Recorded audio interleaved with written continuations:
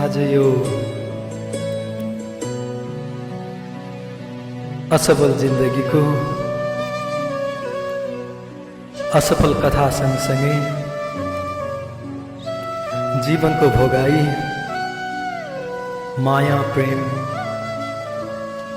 द्वेष, पश्चाताप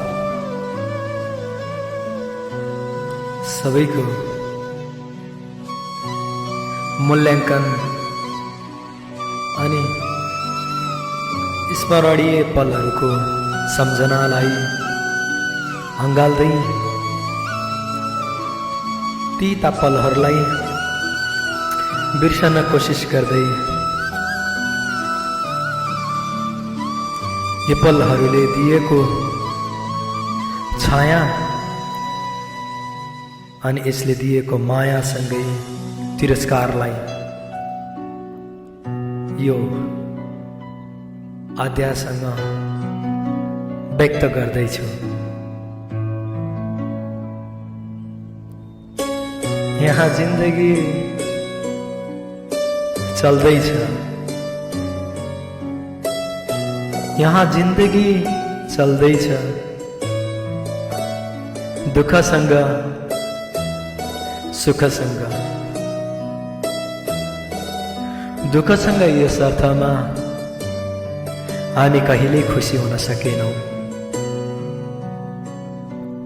सुखसँग यस अर्थमा जहाँ हेर्यो त्यही रमाइलो छ, जहाँ देख्यो त्यही सुन्दर लाग्छ।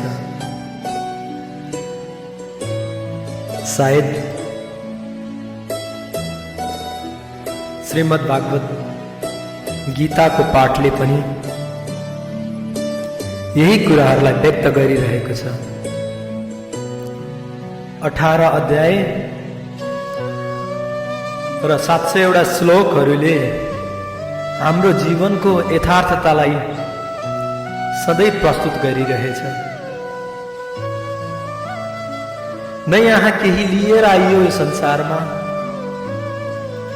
न केही लिएर गइन्छ यो संसारबाट, तथापि यो संसारमा हामी सधैँ लडिरहेछौँ, तथापि यो संसारमा हामी सधैँ लडिरहेछौँ।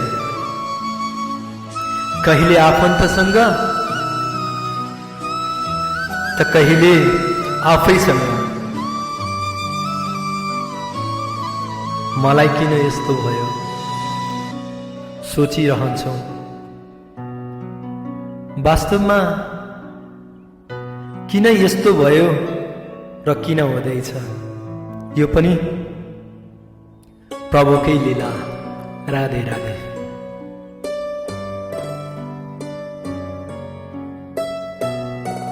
जिन्दगीलाई जति निहाल्दै गयो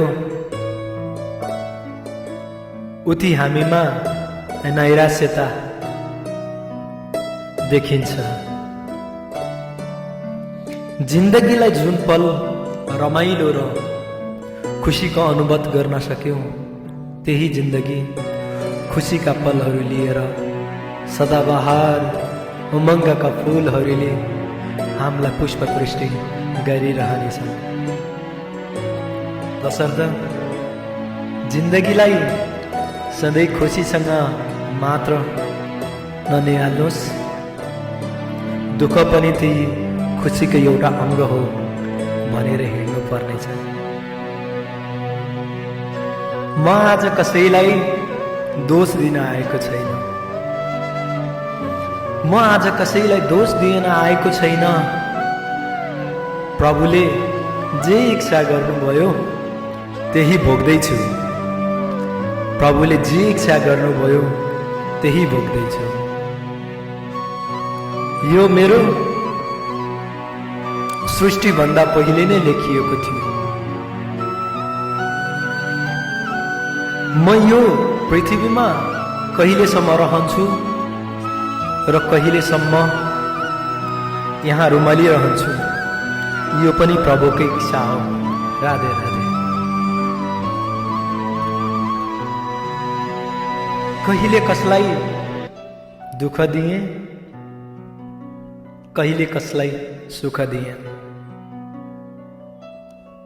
अझै पनि मबाट कति भुल हुनेछ, अझै पनि मबाट कति राम्रा हुनेछ, त्यो मलाई नै थाहा छैन।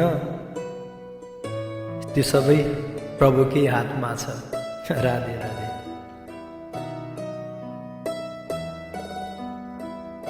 जिन्दगीले कहाँ पुर्यायो, जिन्दगीले कहाँ पुर्यायो, आफन्तले कहाँ पुर्यायो, मैले कहाँ पुर्याएँ। यसको मूल्याङ्कन नै छैन। यो सब मूल्याङ्कन प्रभुले नै गरिरहनु भएको छ। हामी हरपल जिउँदै मरिरहन्छौँ, हामी हरपल जिउँदै मरिरहन्छौँ। किन होला? किनकि हामीसँग आत्मसन्तुष्टि गर्ने क्षमतै छैन। हामीसँग आत्मसन्तुष्टि गर्ने क्षमतै छैन। सायद त्यो क्षमता हुन्थ्यो त हामी सधैँ खुसी सुखी रहने थियौँ।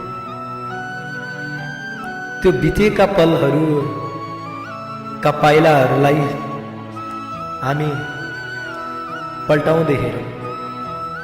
जिन्दगीले धेरै तकरार, धेरै पडावहरू पार गर्दै जीवन यहाँसम्म लिएर आइसकेको छ।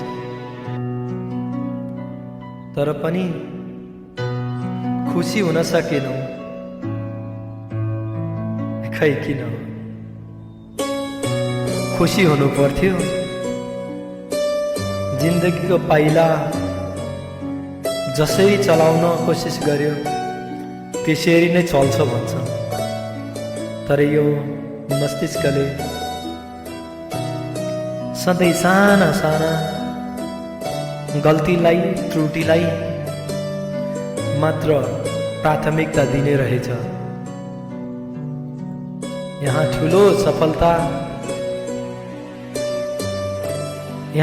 सफलता अनि ठुलो कर्म मर्मको कुनै औचित्य रहँदैन। रहन्छ त केवल सानो तुसको। भनिन्छ नि, चन्द्रमाको त्यो सानो दाग पनि सबैले देख्छन्, तर चन्द्रमाको उज्यालो प्रकाश कसैले देख्दैन। चन्द्रमा कहिले आफै प्रकाशित हुँदैन, तथापि कतैबाट प्रकाशित हुन्छ। र पनि उसले एउटा माध्यम बनाइदिएर सबैलाई त्यो अँध्यारो रातमा पनि प्रकाश छरिरहेछ। तर हामी त्यो प्रकाशलाई हेर्दैनौँ, केवल त्यो प्रकाशभित्र लुकिएको कालो दागलाई निहालिरहन्छौँ। जिन्दगी यस्तै हो, जिन्दगी यस्तै हो।